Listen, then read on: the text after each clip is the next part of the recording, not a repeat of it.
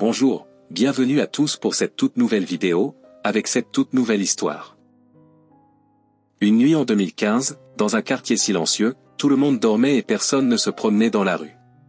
Soudain, tous les habitants de ce quartier se réveillèrent au son d'un homme qui courait et criait de toutes ses forces. Naturellement, les gens furent effrayés et se levèrent pour voir qui était ce fou. Ils virent un homme nu, vêtu seulement de ses sous-vêtements, rouge comme s'il était enduit de peinture rouge. Mais en regardant de plus près, ils réalisèrent que ce n'était pas de la peinture, mais sa peau qui brûlait. L'histoire d'aujourd'hui fait partie de celles qui m'ont fait bouillir le sang. Restez avec moi jusqu'à la fin et vous saurez pourquoi. L'histoire d'aujourd'hui tourne autour d'une personne nommée Mark van Dongen, né le 15 février 1988 aux Pays-Bas. Son père s'appelait Kees et sa mère est inconnue. Il était leur seul enfant. En grandissant, Mark était une personne gentille. Son père disait qu'il faisait toujours exprès de perdre à certains jeux pour ne pas blesser ses amis. Il avait beaucoup d'amis qui l'aimaient et le respectaient. Et si quelqu'un essayait de lui faire du mal, tous se mobilisaient pour le défendre. Naturellement, personne n'est parfait. Chacun a un côté sombre. Pour Mark, ce côté sombre ne se montrait jamais devant ceux qu'il aimait. Il était toujours gentil et affectueux avec eux. À l'université, il choisit de se spécialiser en ingénierie et excella dans ce domaine. Immédiatement après avoir obtenu son diplôme, il émigra au Royaume-Uni pour essayer une nouvelle vie, et peut-être s'y établir s'il s'y plaisait. Là-bas, malgré un pays et des gens nouveaux, il s'adapta rapidement et trouva un bon emploi correspondant à son profil. Tout allait bien pour lui, sauf qu'il manquait une chose, une compagne pour partager sa vie et fonder une famille. Il trouva cette personne en 2010. À cette époque, il rencontra une fille nommée Berlina Wallace, une mannequin venue d'Afrique et également installée au Royaume-Uni. Il n'est pas clair comment ils se sont rencontrés. Certaines sources disent qu'ils se sont rencontrés dans un bar, d'autres lors d'une fête d'anniversaire d'un ami commun. Le plus important est qu'ils se sont rencontrés en 2010, et se sont beaucoup appréciés. Berlina était une personne gentille et affectueuse, cherchant aussi un homme pour construire une vie stable. Après une courte période de relation, Mark lui demanda de venir vivre avec lui, ce qu'elle fit. À cette époque, elle rencontra des problèmes au travail et perdit son emploi. Mark n'avait aucun problème à prendre soin d'elle. Il lui achetait tout ce qu'elle voulait et lui faisait livrer tout ce dont elle avait besoin. Cependant, peu après, Berlina montra son vrai visage. Une fois qu'elle sut que Mark l'aimait profondément et ne pourrait pas la quitter, elle devint contrôlante. C'était toujours sa parole qui devait prévaloir. Elle dépensait son argent comme elle le voulait et s'énervait s'il achetait quelque chose pour lui. Malgré ses comportements étranges et son changement d'attitude, Mark ne la quitta pas, ils se disputaient souvent, mais il ne prononçait jamais le mot « séparation ». Parfois, quand il rentrait chez lui, il voyait les comportements de Berlina et ne les supportait pas. Ses amis voyaient les marques de griffures et de coups sur ses mains et son cou. Quand il lui demandait ce que c'était, il disait toujours que c'était Berlina. Un jour, il raconta à un ami qu'après une dispute, Berlina l'avait réveillé en pleine nuit en lui versant de l'eau bouillante sur les mains. À l'hôpital, il ne dit pas que c'était Berlina, mais prétendit que c'était du thé chaud qui s'était renversé. Malgré tout, il ne leva jamais la main sur elle. Il était fort et aurait pu la frapper, mais en tant qu'homme, il ne voulait pas frapper une femme, et de plus, il l'aimait beaucoup. 5 ans passèrent ainsi, alternant entre des moments de douceur et des moments de guerre. La plupart des disputes étaient causées par Berlina, soit sans raison, soit pour des broutilles. Pendant ces 5 années, Mark tenta plusieurs fois de rompre avec elle, lui disant que chacun devait suivre sa route, qu'ils ne s'entendraient jamais. Mais chaque fois, Berlina redevenait gentille et affectueuse, pleurait en disant qu'elle ne pouvait pas vivre sans lui, et menaçait même de se suicider s'il la quittait. Mark, par compassion, restait avec elle, car il l'aimait, malgré tout.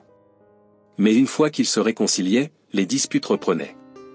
Après 5 années de souffrance, en août 2015, Mark arriva à sa limite et décida d'en finir et de ne plus revenir, peu importe ce qui allait se passer. Il affronta Berlina et lui dit « Ça y est, ma patience est épuisée. Que Dieu nous aide tous les deux. Nous nous séparons en amis. » Comme prévu, elle commença à pleurer, à se lamenter et à le menacer de se suicider. Il lui répondit « Fais ce que tu veux, moi j'en ai assez. » Voyant que ses larmes ne servaient à rien, elle changea de tactique et commença à le menacer en disant qu'elle allait lui rendre la vie infernale. Mark répondit « Fais ce que tu as à faire, mais éloigne-toi de moi. » Malgré leur séparation, Marc continua à subvenir à ses besoins. Il lui dit, « Je continuerai à t'envoyer de l'argent jusqu'à ce que tu te tiennes debout sur tes propres pieds. » Malgré notre rupture, nous avons passé de bons moments ensemble que je n'oublierai jamais. Pensant que ces paroles l'affecteraient, il se trompa. Berlina, au cœur de pierre, continua de lui envoyer des messages de menaces incessants. Peu de temps après, Marc fit la connaissance d'une autre femme en ligne. Elle s'appelait Violette Farcarson et vivait dans la même ville que lui. Ils se rencontrèrent et tombèrent très amoureux l'un de l'autre. Habitant dans la même ville, ils se retrouvaient souvent pour faire diverses activités, se promener et prenaient des photos qu'ils publiaient sur Facebook. Notre Berlina, jalouse à en perdre la tête, apprit la nouvelle et ne supporta pas l'idée que Marc ait tourné la page et ait rencontré une autre femme. Elle chercha le numéro de Violette et commença aussi à la menacer, lui demandant de ne pas appeler Marc et de ne pas le contacter. Si elle ne répondait pas, elle recevait des dizaines de messages menaçants. À cette époque, le père de Marc vint le voir et il lui raconta tout ce que Berlina faisait. Il lui dit qu'il craignait qu'un jour, elle ne fasse du mal à Violette.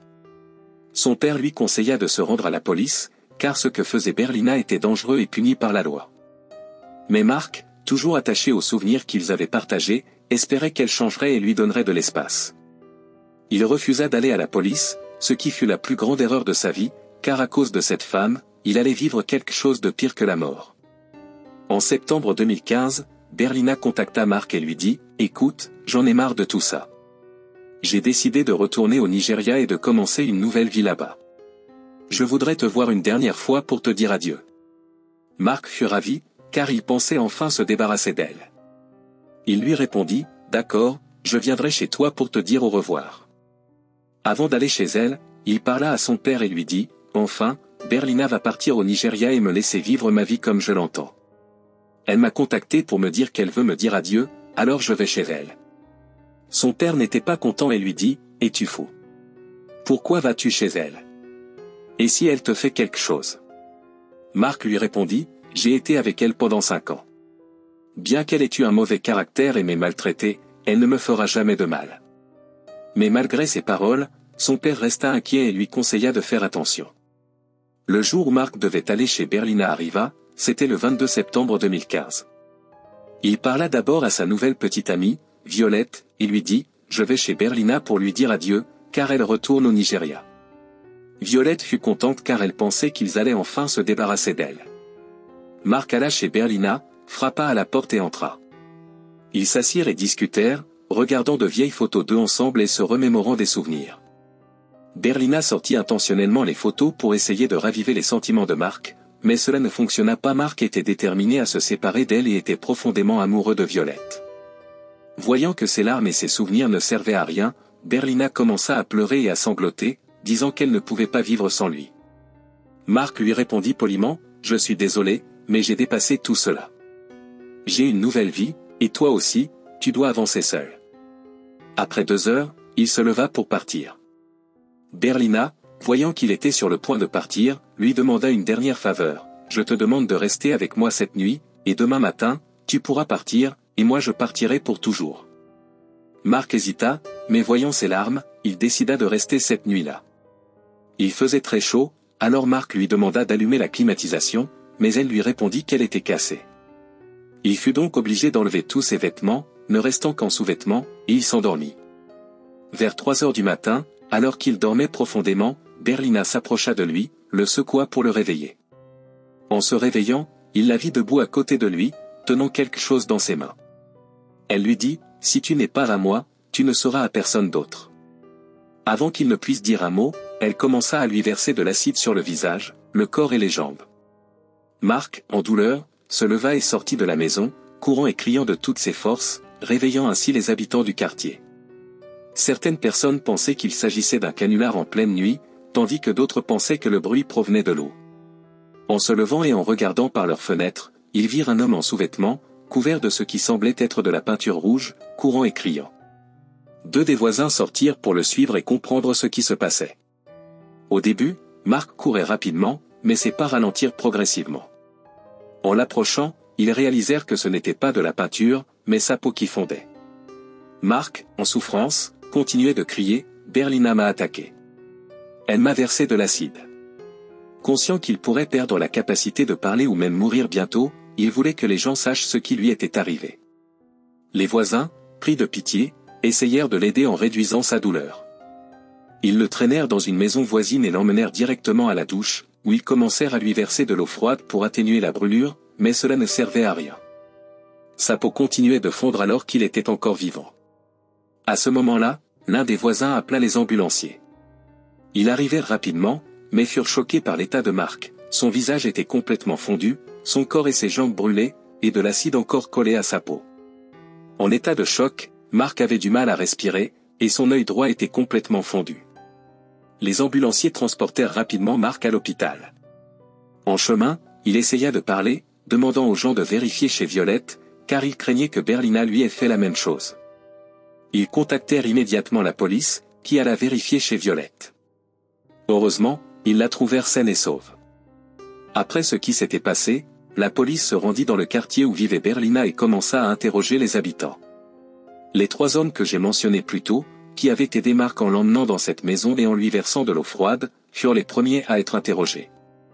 Ils dirent à la police que Mark avait affirmé qu'une femme nommée Berlina lui avait versé de l'acide. Immédiatement, la police se rendit à son appartement et la trouva assise calmement, comme si de rien n'était. Ils l'arrêtèrent et l'emmenèrent au poste de police pour commencer l'interrogatoire. Les autres policiers restèrent dans son appartement pour rassembler des preuves. Ils trouvèrent la bouteille d'acide qu'elle avait utilisée et prirent également son téléphone pour vérifier s'il contenait des informations pertinentes. Lors de l'interrogatoire, Berlina était calme et détendue. Quand on lui demanda pourquoi elle avait versé de l'acide sur Mark, elle répondit qu'elle pensait que c'était de l'eau. Elle déclara qu'il était venu chez elle pour lui dire adieu car elle retournait au Nigeria. À la fin de leur conversation, elle lui aurait dit de partir, mais il aurait insisté pour passer la nuit chez elle. Elle accepta à contre-séure. Pendant la nuit, elle se serait levée pour boire de l'eau et l'aurait trouvé éveillé.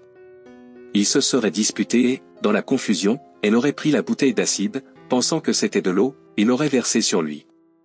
Les policiers savaient que son histoire était fausse, mais elle continuait de s'y tenir. Pendant ce temps, les ambulanciers avaient amené Mark à l'hôpital. 3 médecins les attendirent à l'entrée, ayant été prévenus de la gravité de la situation. Dès son arrivée, on lui administra de l'oxygène pour l'aider à respirer. À ce moment-là, 25% de son corps était brûlé. Les médecins déclarèrent que l'état de Mark était la pire blessure par acide qu'ils aient jamais vue. Il fut immédiatement placé en soins intensifs et, en raison de la douleur insupportable, il fut mis dans le coma pour stabiliser son état. Pendant ce temps, la police poursuivit son enquête. Bien qu'ils sachent que Berlina avait intentionnellement versé de l'acide sur Mark, ils avaient besoin de preuves solides. Ils commencèrent par interroger les personnes qui connaissaient Mark pour comprendre la nature de leur relation. Son père, qui était aux Pays-Bas au moment de l'attaque, prit un avion pour le Royaume-Uni dès qu'il apprit la nouvelle. Lors de l'interrogatoire, il raconta tout, comment Berlina avait torturé son fils et ne l'avait jamais laissé tranquille. Il raconta également les menaces constantes et les moments où elle avait versé de l'eau bouillante sur lui. Les amis de Mark furent également interrogés et corroborèrent l'histoire. Ils expliquèrent que Berlina était malade et folle, ne voulant jamais le laisser en paix. Les enquêteurs apprirent ainsi que Berlina avait déjà versé de l'eau bouillante sur Mark. Ils comprirent que si elle l'avait fait avec de l'eau bouillante auparavant, elle aurait pu le faire avec de l'acide cette fois-ci pour ruiner sa vie. Pour obtenir un aperçu plus détaillé de la santé mentale de Berlina, les enquêteurs parlèrent à son thérapeute. Il expliqua que Berlina était extrêmement colérique et vengeresse. Il raconta que si quelque chose manquait dans la maison, comme le café, elle pouvait être de mauvaise humeur toute la journée. Il déclara également qu'elle avait un esprit vindicatif et que si quelqu'un lui faisait du tort, même par des paroles, elle ne trouvait pas la paix avant de se venger. En examinant son téléphone, bien qu'elle ait supprimé toutes les informations, la police parvint à les récupérer. Ils découvrirent que le 2 septembre, Berlina avait commandé une bouteille d'acide sulfurique concentré à 98% sur Amazon. Ils trouvèrent également qu'elle avait effectué 82 recherches Google sur les effets de l'acide sur le corps humain, les dommages qu'il cause aux yeux, s'il peut tuer, et bien d'autres informations similaires.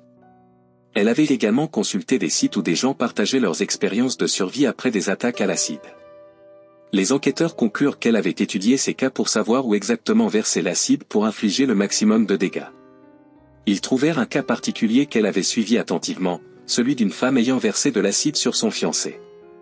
Lorsque les enquêteurs lui demandèrent pourquoi elle avait versé de l'acide sur Mark, elle répéta son histoire, « Je pensais que c'était de l'eau ».